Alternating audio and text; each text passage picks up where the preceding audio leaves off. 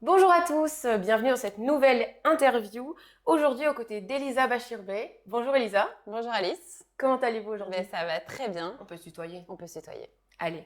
Bon, dans un premier temps, est-ce que tu peux te présenter à nos auditeurs, présenter ton histoire, ton parcours, parce que quand même à la base de ce que j'ai pu comprendre, tu ne venais pas de la comédie. Pas du tout. En fait, initialement, je voulais être danseuse classique. J'ai commencé la danse classique à l'âge de 4 ans. Et puis, mes parents ne voulaient pas que je fasse un métier artistique, etc. Donc, c'est vrai que je me suis plutôt dirigée vers les études dans un premier temps. Donc, j'ai fait des études de marketing. J'ai fait un master en business, business marketing, relations internationales. Donc rien à voir avec, pour l'instant, Rien à la voir en comédie. France, aux États-Unis. Et puis ensuite, j'ai travaillé un petit peu à Londres. Et puis, je suis rentrée à Paris. Et en fait, quand j'étais en 4e année, j'ai rencontré un chanteur qui s'appelle Damien Saez, qui m'a proposé en fait de faire des courts-métrages autour de son album. Donc l'album qui allait sortir, etc. Et il m'a dit, voilà, j'aimerais bien qu'on fasse des courts-métrages autour d'une danseuse classique, vu que toi, c'est ce que tu as fait pendant des années, c'est ce que tu adores faire, etc. Et j'aimerais bien qu'on crée un truc un peu sympa, qu'on scénarise un truc un peu sympa autour de ça.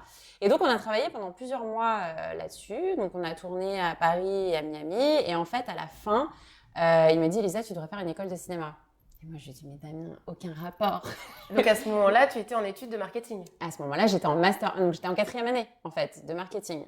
Et il me dit, tu devrais faire une école de cinéma. Et moi, je lui dis, mais pas du tout, je suis pas actrice, je suis pas comédienne, j'arriverai jamais à faire ça. Et puis, même quelque part, j'en ai pas spécialement envie non plus. Enfin, je veux dire, le projet m'a amusée, mais je sais pas si ça pourrait vraiment m'épanouir. Et puis, quand même, l'idée fait son chemin, tu vois. Et au bout de 2 semaines, je l'appelle et je lui dis, bon, je vais quand même essayer et on verra bien. Donc, je cherche une école et tout. Finalement, c'est Béatrice Brou qui donc dirigeait l'école de cinéma et de théâtre de son nom, Béatrice Brou, qui me dit, OK, parce qu'on était en cours d'année, donc du coup, j'avais pas accès à toutes les écoles, et qui me dit, OK, je veux bien qu'on fasse un essai. Viens faire une journée et puis on voit comment ça se passe. Et donc, j'y étais. J'étais hyper stressée ce jour-là. C'est marrant parce qu'en fait, tu sais, il y a des moments comme ça dans la vie.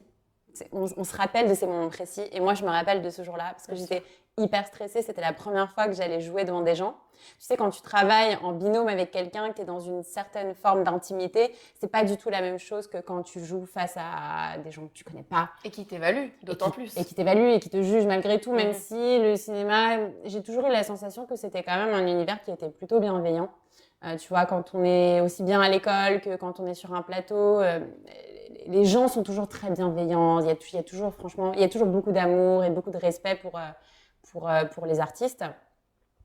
Et du coup, j'arrive le premier jour. Je me rappelle, c'était improvisation. Et en fait, ce jour-là, je me suis dit, et c'est un peu bateau ce que je vais dire, mais je le dis à chaque fois, et c'est la vérité, c'est que je me suis dit, je veux faire ça de ma vie. C'est-à-dire qu'avant ça, j'avais fait une tonne de jobs. Hein. J'ai travaillé dans l'événementiel, j'ai organisé des mariages, parce que tu sais, quand tu fais tes études, tu as toujours des stages de 6 mois à faire, Oui, etc. bien Donc, sûr. j'ai travaillé à la banque, je travaillais chez BNP. Enfin, tu vois, encore une fois, j'ai vraiment fait une tonne de trucs et tout. Mais c'est la première fois où je me suis dit, ça va peut-être être difficile, ça va être difficile, ça a été difficile, c'est toujours difficile, mais c'est ça que je veux faire de ma vie. Donc révélation. Donc révélation. Et donc s'en est suivi donc 2 années et demie dans cette école.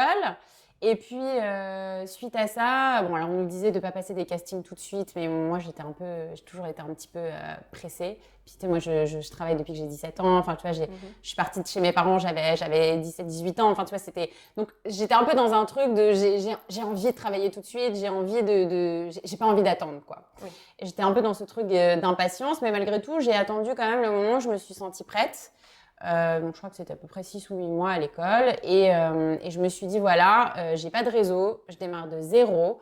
Il faut que j'arrive à contacter des gens pour essayer de trouver des directeurs de casting, Bien sûr, essayer de lancer cette carrière. essayer de justement. lancer cette carrière, etc. Mais aussi d'avoir l'expérience de plateau. Donc j'ai fait beaucoup de courts-métrages avec des étudiants. Pour m'entraîner. Parce que entre quand tu es à l'école et quand tu es sur un plateau, c'est 2 salles, 2 ambiances. Enfin, c'est lié, évidemment, mais quand tu es sur un plateau, la pression, etc.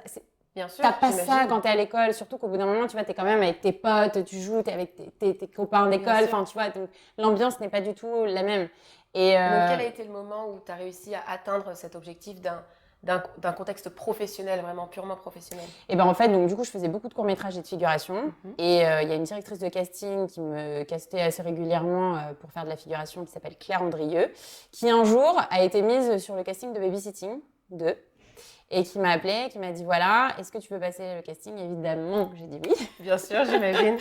Et je l'ai passé, je l'ai eu. Et ça a démarré comme ça, en fait. Génial. Ouais. Ça a dû être une surprise. Ouais, c'était une surprise. Je crois que c'était un des plus beaux jours de ma vie, très honnêtement. Parce que tu sais, quand tu travailles beaucoup pour quelque chose, que c'est ta passion et que t'espères plus que tout que ça puisse arriver un jour et que t'espères plus que tout que, en fait, tu puisses avoir un jour la chance de faire le métier que t'aimes, je pense que c'est le plus grand luxe dans la vie. Hormis le fait que les gens que t'aimes soient en bonne santé, que ta famille soit en bonne santé, etc. Tout ça. Mais en tout cas, dans le travail, je pense que le plus grand luxe, c'est de pouvoir vivre de ta passion, en fait. Ce qui n'est pas le cas de tout le monde. Et ce qui est une chance, vraiment. Ce qui est vraiment une chance, tu vois, pour le coup. Et du coup, ce jour-là où je reçois cet appel, où on me dit, t'as eu le rôle, très honnêtement, j'avais l'impression que tout s'effondrait, mais d'un point de vue positif autour de moi. Je me rappelle, j'ai pleuré. Enfin, tu vois, Le temps s'est arrêté, quoi. Ouais, je me rappelle que j'étais au Louvre. Tu sais, je me baladais devant le Louvre, il pleuvait ce soir-là. C'était un peu digne d'une scène de film. Dramatique. Ouais. Et je me suis mise à danser, à pleurer et tout. Enfin, non, franchement, c'était... Parce que j'ai toujours tellement beaucoup travaillé. Tu vois, je faisais mes études, je travaillais le soir. Que c'était l'accomplissement. Ouais, finalement. c'était un peu la première fois de ma vie où, tu vois, où vraiment je me suis dit, putain, mais enfin, quoi. Enfin, il y a vraiment un truc qui fonctionne et en fait, j'ai pas fait tout ça pour rien. Donc, justement, à propos justement de cette ascension fulgurante professionnelle, j'ai cru comprendre que tu allais réaliser ou que tu étais en train de réaliser un court-métrage sur les violences psychologiques. Alors, pas que. En Ok. fait, donc parle cette année, projet. donc j'ai écrit un court-métrage sur les violences psychologiques qui pour moi est un sujet important déjà parce que ça m'a touchée, ça a été mon histoire personnelle. J'ai interviewé une quarantaine de femmes sur le sujet, donc qui ont vécu des violences psychologiques. J'ai interviewé aussi des psychologues sur le sujet pour avoir un petit peu tous les points de vue. Je voulais pas me baser que sur mon histoire. Bon, après, c'est vrai que quand je vois toutes les interviews, il y a quand même un schéma qui revient régulièrement. C'est toujours à peu près le même schéma. La seule différence, c'est que, par exemple, les femmes qui ont des enfants au milieu mettent beaucoup plus de temps à partir que des femmes qui n'ont pas fait d'enfants, qui ne sont pas spécialement mariées, etc. Mais c'est un sujet qui, pour moi, est important. C'est important de le mettre en lumière parce qu'en fait, aujourd'hui, les violences psychologiques, c'est puni par la loi. Sauf qu'en fait, c'est très compliqué de le prouver. Exactement. Et en fait, c'est ça la problématique, c'est qu'en fait, c'est considéré comme un délit, mais comment tu le prouves? Parce qu'ils te demandent des SMS ou ils vont te demander des preuves par un tiers qui a pu assister à une scène éventuellement, etc. Sauf que ce type de personne qui exerce une pression psychologique sur, on va l'appeler la victime, en fait, les 3/4 du temps, ils le font devant personne, ils le font dès que la porte est fermée. Et c'est pour ça aussi que les victimes se retrouvent enfermées et se retrouvent à un moment donné dans une détresse psychologique qui est hyper intense, en fait. Tu vois, donc ça mène à des dépressions, voire pire. Et en fait, c'est ça que je veux faire ressortir dans ce court-métrage, c'est que il y a les violences qui sont physiques, qui tuent, mais il y a aussi les violences psychologiques qui peuvent tuer aussi d'une autre manière, tu vois. C'est un message qui est très fort. Ouais. Et qui te touche en fait et qui me touche profondément. Enfin, moi je vois même dans les femmes que j'ai interviewées des femmes qui ont tellement sombré dans une dépression, enfin qui elles ont perdu énormément de poids, elles peuvent plus travailler, etc. Enfin c'est la détresse de l'âme au plus haut point, quoi. Et donc je trouve que c'est important d'en parler. On en parle déjà un peu évidemment et heureusement, mais c'est juste que je trouve que c'est très compliqué aujourd'hui parce qu'en fait, pour ces victimes-là, il n'y a pas vraiment de moyens et elles sont tellement enfermées et même ont du mal à en parler à leur entourage. Je l'ai vécu et je sais que les femmes que j'ai interviewées l'ont vécu aussi. C'est-à-dire que les gens de l'entourage ont parfois tendance à douter et à se dire... parce que comme ces mecs-là... Bon, après, il y a des femmes aussi qui sont perverses narcissiques, attention, hein, c'est pas que les hommes, hein, c'est les deux. Narcissiques, donc, qui sont les agresseurs, les agresseurs, exactement. Le truc, c'est que voilà, en fait, ils font jamais ça devant les gens, donc ils sont toujours hyper sympathiques et dans la séduction. C'est toujours un peu le même type de profil. C'est des gens qui sont très intelligents, qui sont dans la séduction, qui sont sympathiques, qui sont drôles, etc. Donc les gens dans l'entourage ont tendance à dire, mais Il y a aucune attends, je preuve. comprends pas, Ouais. c'est toi qui as un problème, peut-être que tu es trop jalouse ou peut-être que tu as un mauvais caractère. Et en fait, c'est ça qui fait que la femme en question ou l'homme, suivant la situation, bah, en fait, va même plus oser en parler, va même plus oser dire quoi que ce soit et se retrouve complètement fermé. C'est compliqué comme situation. Donc, c'est pour ça que j'ai envie vraiment d'en parler dans ce court-métrage. Et à côté de ça, je suis sur l'écriture d'un long-métrage, pour le coup, mon premier long-métrage, que j'écris avec Laurent Cloug et Julie Peugeot. D'accord. Qui est basé aussi sur des faits réels, qui parle de l'histoire d'une jeune fille en fait qui a traversé l'adversité dans son enfance, qui est constamment à la recherche de l'amour de son père, qui s'est un peu perdue dans la vie, dans la drogue, l'alcool, les hommes, etc. Et qui en fait va faire la rencontre d'un vieux monsieur avec qui elle va se lier d'amitié et qui va lui redonner goût à la vie. En fait, voilà. Donc c'est une comédie dramatique, mais avec des points d'humour constamment. On a voulu vraiment alléger le scénario et pas en faire un truc trop pathos, tu vois. Donc ça va être drôle, un peu à la Intouchable. Évidemment, je me confronte pas à Intouchable, jamais de la vie. Oui. Parce que On peut s'en inspirer, on peut avoir envie de... On peut s'en inspirer, mais c'est un film qui est tellement merveilleux que jamais je prétendrais me faire quelque chose de comparable à ça, à ce film-là. Mais dans l'esprit, on raconte une histoire dramatique, mais quand même avec de la légèreté et de la drôlerie, quoi. Donc de très très beaux projets en ce moment et à venir. Et à venir, voilà. Super. Bon, pour revenir sur un tout autre sujet, mais qui quand même évidemment concerne toujours le cinéma, on sait qu'aujourd'hui l'intelligence artificielle c'est vraiment un sujet d'actualité. Qu'est-ce que tu penses de l'intelligence artificielle dans le cinéma ? Dans le cinéma, je pense que c'est merveilleux et terrifiant à la fois. Alors c'est merveilleux pour tout ce qui est effets spéciaux, etc. Quand tu vois les films aujourd'hui et que tu les compares à des films quand on regardait quand on était petite, j'imagine qu'on a à peu près le même âge, tu vois vraiment la différence. Donc pour ça c'est merveilleux, mais c'est terrifiant parce que j'ai regardé en fait un reportage il y a quelques années où en fait il y avait un acteur qui était scanné et ensuite tout le film est fait avec son avatar. C'est-à-dire qu'en fait, l'acteur vient l'acteur n'était pas présent sur le tournage. Pas du tout. C'est-à-dire qu'en fait, il vient une fois, on le scanne, et ensuite, à l'écran, tu as ce même acteur avec toutes les expressions, sa voix, etc. Sauf que, en fait, c'est son avatar qui joue. C'est inquiétant Mais pour c'est vous. hyper flippant. Parce que du coup, ça veut dire que si jamais ça venait à développer encore. À se développer encore, ça voudrait dire que, en fait, nous, nos métiers, bon, on serait payés, c'est pas le problème. On serait payés pour faire le film. Mais ce que je veux dire, c'est que du coup, tu n'exerces plus ton métier. Il n'y a plus ce côté humain. La passion, le plaisir de... Ça casse tout. Bien il y a des films qui ont été faits par des intelligences artificielles, qui ont été réalisés et écrits par des intelligences artificielles. Ça enlève tous les côtés humains. Et la créativité. La créativité. Et je parle même pas de la suppression des emplois. La suppression des coiffeurs, la suppression des maquilleurs, la suppression des réalisateurs, des scénaristes, etc. Enfin, c'est quand même... je pense que ça doit être très régulé. Enfin, plus on va avancer avec l'intelligence artificielle, en tout cas dans le cinéma spécifiquement, hein, parce qu'après l'intelligence artificielle c'est tellement partout qu'on peut en parler pendant des heures. Mais pour le cinéma spécifiquement, je pense que ça doit être vraiment très régulé. Et d'ailleurs là, la grève de l'Union des acteurs qu'il y a eu aux États-Unis, ils ont beaucoup parlé d'intelligence artificielle parce qu'il y a certains studios qui utilisent les voix de certains acteurs qui ont vieilli, mais ils utilisent en fait leur voix jeune. Ils utilisaient leur voix jeune grâce à l'intelligence artificielle. Grâce à l'intelligence artificielle, mais sans spécialement utiliser leur accord. Et là, ce qui a été négocié, ça pose problème, évidemment. Évidemment. Même en termes de droit, en termes de ce qui touche, etc. Tu vois.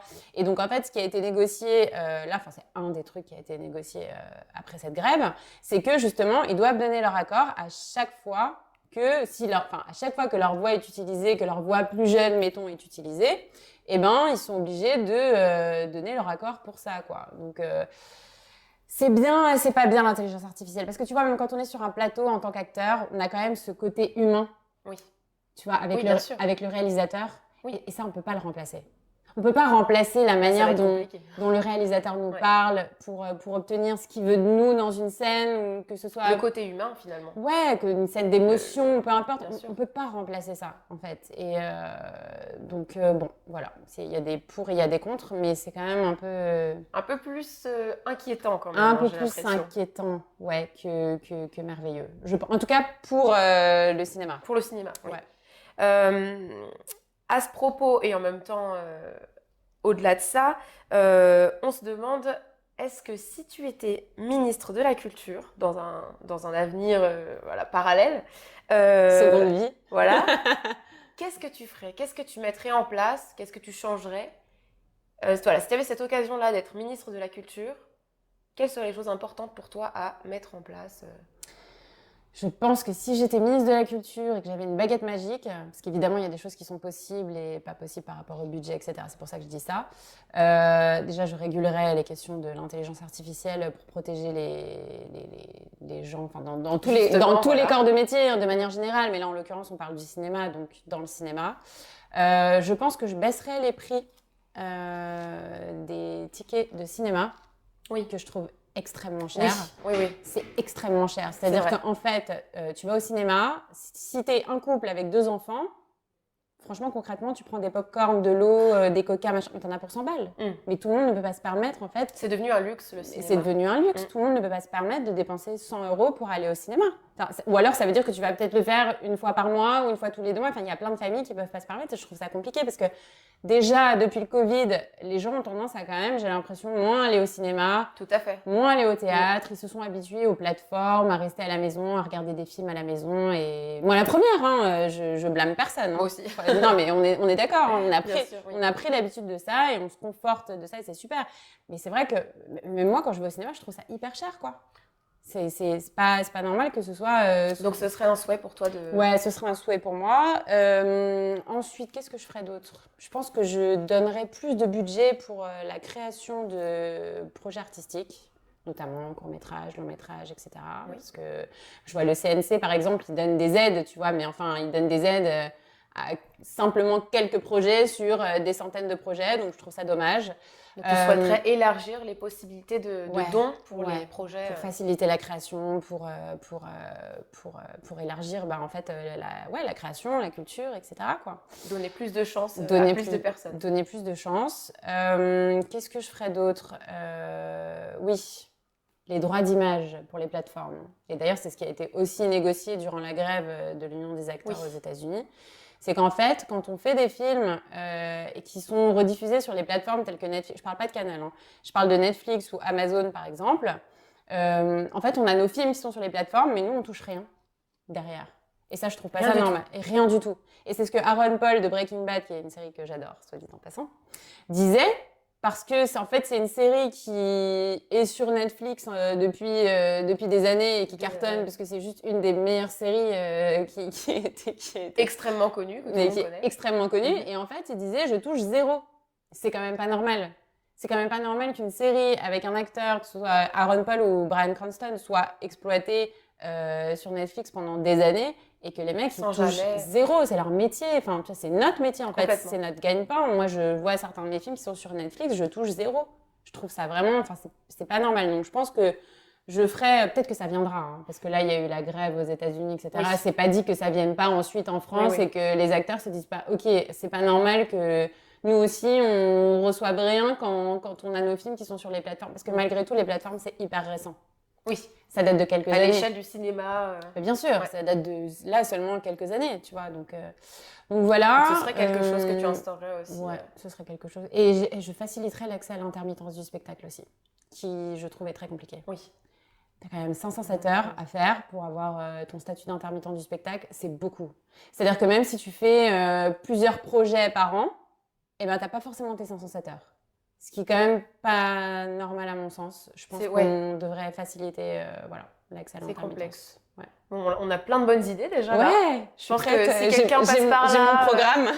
Et un peu influent, on a des choses à réformer. Bon, tout à l'heure tu me disais que Breaking Bad c'était une de tes séries préférées. Ouais. Est-ce que tu as un film préféré, un film marquant? Et si oui, pourquoi ce film-là? Je peux te donner un film. Je peux t'en donner plusieurs, mais c'est difficile de t'en donner un. Je peux t'en donner plusieurs pour différentes raisons. Alors d'abord, je dirais Monster, qui est un film que je cite tout le temps avec Charlize Theron. Pourquoi? Parce que en fait, c'est un rôle qui a été un rôle modèle pour moi. Oui. Et je me suis toujours dit, le rôle parfait où j'aimerais me métamorphoser comme elle, ce serait ça. Ce serait ce rôle-là. Donc j'adore ce film pour ces raisons-là. Après, si tu me demandes quelle est la plus belle histoire d'amour pour moi, je te dirais N'oublie jamais, The Notebook avec Ryan Gosling et Rachel McAdams, tu vois. Là, on est sur un sujet différent, où je te dirais aussi La vie est belle de Roberto Benigni, qui est un film magnifique avec ce papa et son fils qui sont enfermés dans un camp, et lui qui essaye de donner de la joie il fait croire en fait à son fils que c'est un jeu, et c'est magnifique, et la manière dont c'est fait, c'est sublime, tu vois. Donc voilà. Et dernier, je t'en cite 4, tu m'en as demandé un quand même. Bon, là, il y a plein de, voilà. Il y a plein de choses à dire. Je dirais Good Will Hunting, parce que Robin Williams a toujours été mon acteur préféré. Enfin, même si c'est un classique pour beaucoup de gens. Il est parti, mais c'est toujours mon acteur préféré. Et c'est un film magnifique qui est plein de bienveillance, en fait. De lui dans le film face à ce jeune homme interprété par Matt Damon qui, sur le papier, est un raté, mais qui en fait a un talent extraordinaire. Et en fait, Robin Williams, il va justement, il va creuser. Et il va voir qu'il y a quelque chose à faire et qu'il peut sauver la vie, entre guillemets, de ce jeune garçon. Et il va faire en sorte de l'amener vers ce pourquoi il est dédié, quoi. Parce qu'il a c'est un génie, en fait. On retrouve quand même beaucoup de bienveillance dans les différentes propositions, je trouve. J'aime bien les films avec de l'émotion, de la bienveillance. Quelque chose qui te fait un peu rêver, tu vois. Passer un bon moment, c'est le principe aussi du cinéma, de passer un bon moment, d'émotion, et de rire, de pleurer, et de transmettre des messages. C'est grâce à ça aussi que le cinéma est magique. Et exactement. Même le court-métrage que je fais, c'est aussi pour ça. C'est pour transmettre un message, tu vois. Parfois, les gens n'ont pas forcément connaissance de certains sujets. Je pense à The Beautiful Boy avec Steve Carell, qui est un père qui se bat pour son fils, en fait, qui est addict à la drogue. En fait, c'est un sujet où peut-être t'as jamais eu connaissance. Et en fait, quand tu te retrouves dans cette histoire-là, tu te dis, putain, mais en fait, c'est dur, en fait, c'est pas forcément... Tu sais, quand tu vois le truc de l'intérieur, t'as pas forcément la même idée, la même vision sur le sujet, etc. Donc c'est ça aussi la magie du cinéma, quoi. Je parle un peu beaucoup. Il y a beaucoup d'exemples, on a beaucoup de choses à entendre. Bon, dernière question du coup, finalement en rapport avec cette idée de transmettre un message à travers les films, est-ce qu'il y a un ou plusieurs films que tu recommanderais à un entrepreneur ? Il y en a. Je recommanderais The Playlist. D'accord, pourquoi ? Alors, je sais plus si c'est un film ou une série, je m'en rappelle plus, mais je l'ai vu il y a un moment. C'est sur la création de Spotify. Je crois que c'est une mini-série sur la création de Spotify. Et en fait, c'est génial parce que tu vois l'idée du mec au départ, et tu vois que tout le monde n'y croit pas à cette idée. Et tu vois que le mec, il se dit, mais non, mais moi, j'y crois. Et en fait, tu as tout le processus de création que je trouve extraordinaire parce que c'est une vraie success story, la création de Spotify, tu vois. Après, il y a We Crashed avec Jared Leto, Anna Hathaway. Oui, ok. Sur la société WeWork, donc qui a déposé le bilan, je crois, il n'y a pas très longtemps, il me semble. Bon, en théorie, en tout cas, ça peut être inspirant pour les jeunes entrepreneurs. Mais ça peut être inspirant, ouais. Et The Social Network aussi. Un classique aussi. Création de Facebook. Voilà, ce seraient les 3. De très bonnes idées de films que j'espère vous n'hésiterez pas à regarder si vous en avez envie. En tout cas, merci beaucoup Elisa. Merci à toi. Pour cette interview. Avec plaisir. Qui nous a apporté beaucoup d'informations très intéressantes et on vous souhaite bon courage, on te souhaite bon courage pour la suite de tes projets. Merci beaucoup. Et à bientôt. À bientôt.